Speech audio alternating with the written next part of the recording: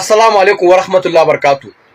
To, da muke gaya ma al'ummar duniya cewa ita kasar Iran wannan yakin da take nan tana ta yi, so take ta kori kasar Amurka daga cikin wannan yankin na kasashen Larabawa gaba daya. Mutane sun doka wasa muke yi. To yau gashi Ministre des Affaires étrangères na kasar Iran wato Abbas Araghchi shi da ya fito yayi wata magana wadda ta shiga cikin kunnuwan Larabawa sannan kuma ta shiga cikin kunnuwan Turawa, inda yake kira ga Turawan Europe da kuma Larabawa cewa duk ƙasar da ta kore ambassad in Amerika da kuma na Isra'ila, sannan kuma ta kore sansanonin sojojin Amerika waɗanda suke cikin waɗannan ƙasashen na Europe ne, na Larabawa ne, suka ce za su ba su damar su yi amfani da jiragensu na ruwa waɗanda ke ɗaukan man fetur su wuce a cikin wannan Detroit Dormuz. Kun san cewa Detroit Dormuz kasar Iran ta rufe shi, man fetur baya shigowa ta wannan wurin. Sannan kuma cikin kaso 100, kaso 80 duka na man fetirin duniya daga wajen Iran yake shigowa.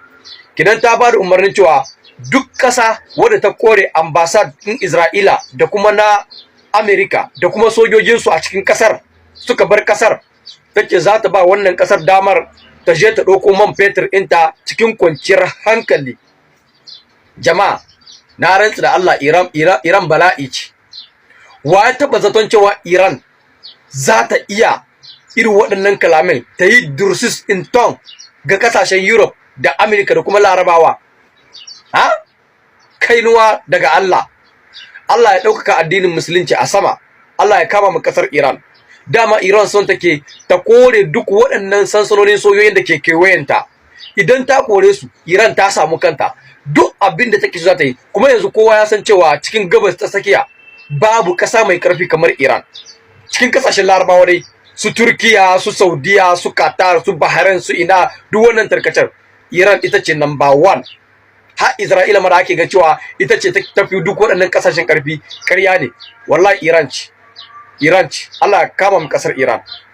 Assalamu alaikum wa rahmatullahi wa barakatuh. Jama'a, kun san cewa jiya ne aka nada sabon shugaban kasa a cikin kasar Iran, wanda an nada dan tsohon shugaban kasa wanda aka kashe a lokacin da aka kai hari na farko a cikin kasar Iran.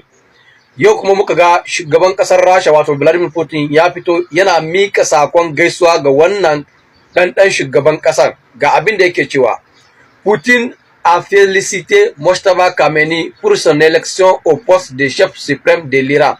Maintenant que l'Iran fait face à une agression armée, votre activité à ce poste élevé exigera sans aucun doute beaucoup de courage et de dévouement.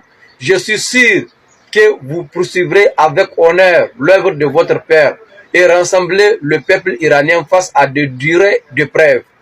Wato, yace ya san cewa ga yadda yau aka hari kasar Iran ba daidai ba, yace ya san cewa dan tsohon shugaban kasar zai yi kamar abinda uban shi yayi. Wato dai kasar Rasha tana goyon bayan wannan sabon shugaban kasan da aka dora, kuma muna roƙon ubangiji ya ƙara dawwamar da shi bisa ga wannan milki na kasar Iran. Sannan kuma labarin da muke ji aka ce wannan yaro ya mafi uban shi hadari. Ku ga min ra'ayin ku a comment section. Allah ubangiji ya samu dace. Assalamu alaikum jama'a. To, an samu sabanin magana tsakanin shugaban kasar Amerika da kuma hukumomin kasar Iran, inda jiya shugaban kasar Amerika ya fito ya gaya mu duniya cewa hukumomin kasar Iran sun ce ba za su ƙara halba manyan makamai zuwa kasashen Larabawa da kuma sansanonin sojojin kasar Amerika da kuma kasar Isra'ila, inda manyan hukumomin kasar Iran suka fito kuma suka kareta wannan maganar, suka ce su ba su faɗa ba, sannan kuma suka ce su yanzu ma ne za su fara amfani da manyan makamansu waɗanda ba su taɓa yin amfani da su a can baya ba, kamar yadda aka rubuta dernière nouvelle déclaration de la garde révolutionnaire iranienne. La garde révolutionnaire iranienne affirme que Donald Trump déclare que l'Iran a réduit ses lancements de missiles. Toutefois, selon elle, Téhéran lance désormais des missiles plus puissants équipés d'ogives pesant plus d'une tonne. Cela s'inscrit dans la nouvelle stratégie annoncée par le Corps des gardiens de la révolution islamique, CGRI, qui affirme qu'à l'avenir, aucun missile ne sera tiré avec une ogive inférieure à une tonne, marquant une escalade dan l'intensité des frappes, wato hukumomin ƙasar Iran suka ce su yanzu ne za su fara yin amfani da manya-manyan makamai waɗanda suke feje wajen ton ɗaya.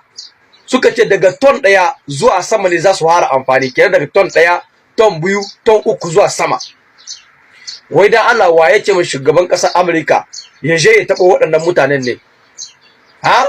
Waɗannan mutane mun gaya muku ba larabawa ba ne ba, larabawa ne suke, balarabe mutum da yake jin tsoro. Ina magana akan larabawan yanzu. Balaraban yanzu tsoro ne yake ji. Waɗannan mutane ba larabawa ba ne ba, sai son da Pers. Waɗannan sun riga ƙasar Amurka gini. Tun cikin tarihin duniya waɗannan mutane suna gaban Amerikawa. Ha? To ga kunan kun je kun da kwalori na, rina kuma za ta caccaka ku. Ku ga abin ra'ayin ku kuma section, Allah ya samu dace.